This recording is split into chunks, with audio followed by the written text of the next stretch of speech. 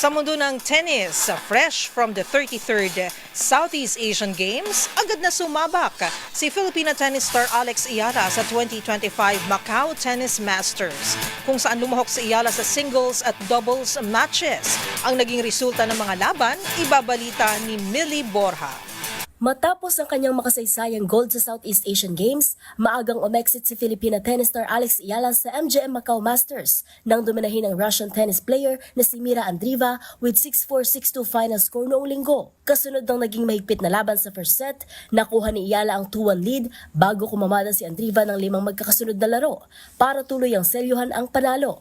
Magugulit ang bago ito, noong Sabado, nalaglag naman sa doubles match si Ayala kasama ang kanyang partner na si Jerry Xiang ng China. Nakatakda sanang makalaban ng dalawa ang team na kinabibilangan ni Andreeva, ngunit napilitan itong mag-withdraw dahil sa sakit.